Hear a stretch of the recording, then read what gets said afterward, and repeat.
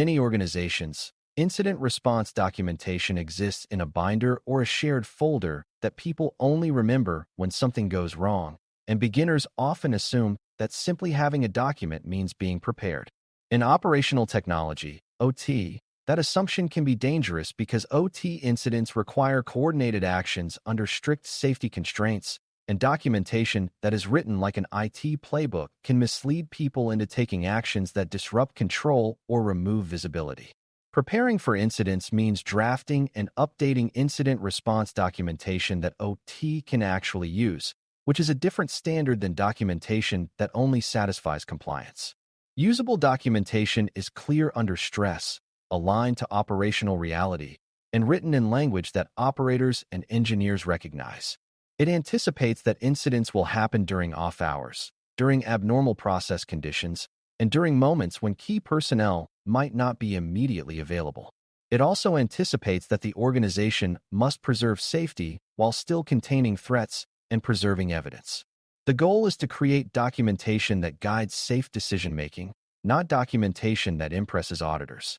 When documentation is truly usable, it reduces hesitation, prevents harmful improvisation, and helps teams coordinate quickly across IT, OT, facilities, and leadership.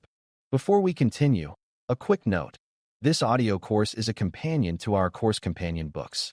The first book is about the exam and provides detailed information on how to pass it best. The second book is a Kindle-only ebook that contains 1,000 flashcards that can be used on your mobile device or Kindle. Check them both out at cyber.author.me in the Bare Metal Study Guide series. A good starting point is to understand what OT teams need from incident response documentation, because their needs differ from typical office environments. Operators need to know how to maintain safe control and visibility while suspicious events are assessed, and they need clear guidance on what actions are safe and what actions require escalation. Engineers need guidance on how to verify integrity of control logic and configurations, how to work with vendors safely, and how to document changes during response. Security teams need guidance on how to collect evidence without disrupting operations and how to contain attacker movement through controlled pathways. Facilities teams need guidance on how to secure physical spaces, manage access, and support inspections and escorts. Leadership needs guidance on decision authority, escalation triggers, and communication responsibilities. Beginners often think incident documentation is one document, but in OT it is more useful as a set of coordinated documents that each audience can use without digging through irrelevant content. This does not mean writing endless paperwork. It means organizing information so that, under stress, each role can find what it needs quickly. The documentation should also align with how the organization actually operates, including shift patterns, maintenance windows, and vendor support realities. If the documentation assumes perfect staffing and ideal conditions, it will fail when it is needed most. One of the most important elements to draft is an incident command structure that defines roles, authority, and decision gates in language that matches OT reality. During incidents, someone must have authority to approve actions that affect production and safety, and someone must have authority to execute technical containment actions, and those authorities must be coordinated. Documentation should clearly identify the operational decision-maker, such as the operations manager on duty or the control room lead, and the technical incident lead, such as the security incident commander. It should also define who provides process safety input, who manages vendor coordination, and who manages external communications and regulatory reporting. Beginners often assume roles will be obvious, but in complex organizations, role confusion is common, especially when incidents occur at night or across multiple sites. Documentation should include contact methods and escalation paths, not just names, because names change. It should also include what decisions require joint approval, such as isolating critical networks, disabling remote access, or initiating shutdown procedures. Clear decision gates are essential because they slow down reckless actions without slowing down necessary actions. They create a rhythm where teams gather evidence, evaluate safety impact, and then act with authority. In OT, that rhythm is the difference between controlled response and chaotic disruption. Another crucial component is an OT-friendly incident categorization and severity model, because teams need a shared language for what is happening and what urgency is appropriate. A purely IT severity scale based on data loss may not fit OT, where integrity and availability can be more important. Documentation should define incident categories that reflect OT realities, such as suspicious remote access, suspected compromise of engineering pathways, unexpected configuration changes, loss of visibility, and suspected impact on safety-related systems. It should also define severity based on potential physical consequence and operational impact, not only on technical artifact severity. Beginners should learn that severity is a decision tool. It drives who gets paged, how quickly actions must be taken, and what communication obligations may apply. Documentation should also provide examples of what evidence would raise or lower severity, such as whether a suspicious session aligns with an approved maintenance window or whether it occurred outside expected times. This helps reduce subjective debate during incidents. A good model also supports escalation discipline because it clarifies when to bring in operations leadership, safety leadership, and external support. In OT, time is precious, and severity clarity reduces time lost to argument and confusion. Evidence handling procedures are another area where documentation must be tuned to OT constraints, because evidence collection must not destabilize critical systems. Documentation should define what data sources exist, how to access them safely, how to preserve them, and how to record a timeline of events. It should also define when not to take certain actions, such as making aggressive changes to controllers or wiping workstations before capturing necessary information. Beginners often think evidence collection is a pure forensic process, but in OT, it must be balanced with safety and continuity. Evidence procedures should include guidance for preserving remote access logs, authentication records, firewall flow records, and change control records, because these are often the fastest way to reconstruct what happened. It should also include guidance for correlating physical access logs and video footage, because physical access can be part of OT incidents. Documentation should specify where evidence is stored and how long it is retained, because evidence that disappears quickly cannot support investigation or reporting. It should also include a method for capturing human observations, such as operator notes about unusual process behavior, because those observations can provide early clues. In OT, evidence is not only digital, it is operational.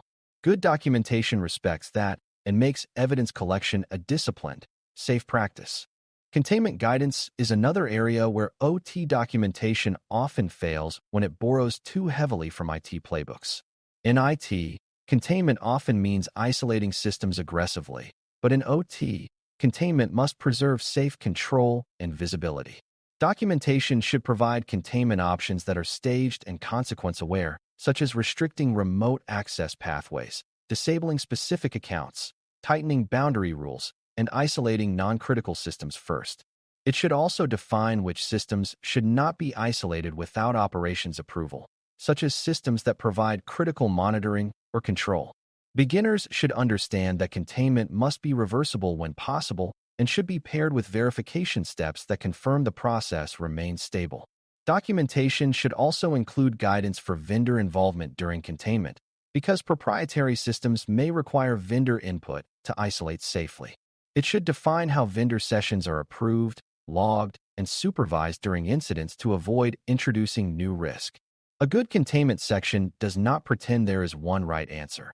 It provides a set of safe choices and a decision method that considers safety impact, operational dependency, and evidence. In OT, containment is a careful dance between limiting attacker freedom and maintaining operational stability, and documentation must reflect that nuance. Recovery and integrity verification guidance is also essential because OT recovery is not only about restoring functionality, but about restoring trust. Documentation should define what must be verified before returning systems to service, such as confirming controller logic matches approved baselines, confirming critical configurations are intact, and confirming that operator displays reflect reality. It should also define an order of restoration based on criticality, because restoring everything at once can create confusion and reintroduce risk. Beginners often assume recovery is a technical rebuild, but OT recovery includes operational validation, which may require test procedures, engineering checks, and operator confirmation. Documentation should also include guidance for monitoring during recovery, because attackers may attempt reentry and because misconfigurations can cause new issues. Recovery documentation should define what constitutes a safe return to normal operation, who has authority to declare that state, and what evidence supports the declaration. It should also include fallback procedures if verification fails, such as operating in a reduced mode or delaying certain functions until confidence is restored. This is where incident documentation becomes a safety tool. It prevents premature reconnection and premature assumptions. In OT, premature assumptions can lead to unsafe operation or repeated incidents, and documentation helps teams resist that pressure. Another practical element is communication and notification templates that are pre-written and aligned to roles, because writing messages from scratch during a crisis increases the chance of confusion and speculation. Documentation should define internal communication cadence, who receives updates, and what format updates follow so teams maintain a shared picture without constant interruption. It should also define external communication responsibilities, such as who coordinates with regulators and government agencies and who communicates with partners or the public when needed. Beginners should understand that technical teams should not be forced to invent messaging under pressure, and leadership should not speak externally without technical grounding. Templates help by providing structured language that separates known facts from ongoing investigation and that avoids definitive claims before evidence exists. Documentation should also include a method for tracking decisions and rationale, because later reviews depend on knowing why certain actions were taken. This decision tracking is not busy work. It is a mechanism that keeps the response coherent when personnel change shifts or when the incident spans multiple days. Clear communication practices support both safety and accountability, which are central in OT incident management. Drafting documentation is only half the job. Updating it is what makes it real, because OT environments change, people change, vendors change, and threats evolve. Beginners often underestimate how quickly documentation becomes stale, especially in environments where assets are added, remote access methods change, and network boundaries are adjusted.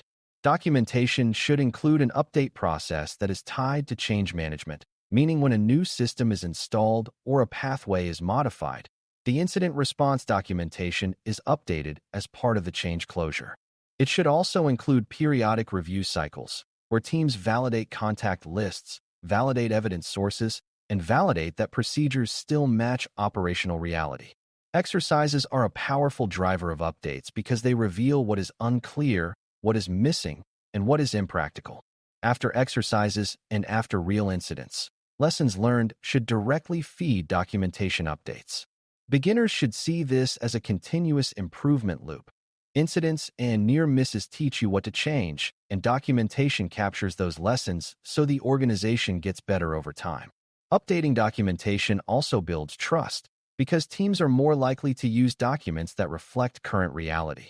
If documents are outdated, teams will ignore them, and then the organization is back to improvisation.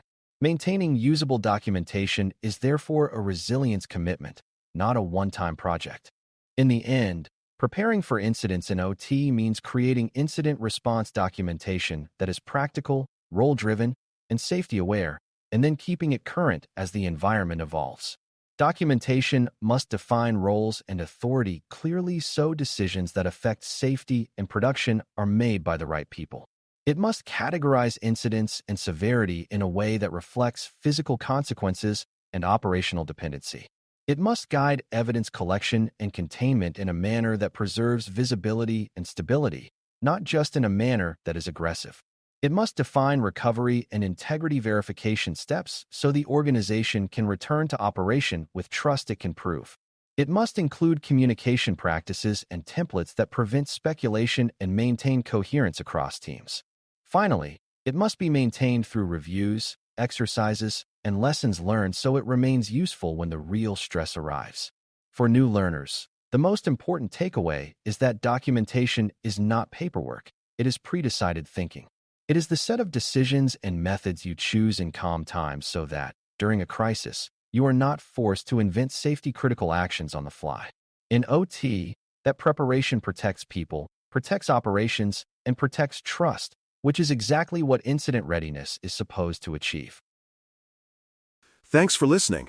For more audio courses, daily newsletters, and more, please visit baremetalcyber.com.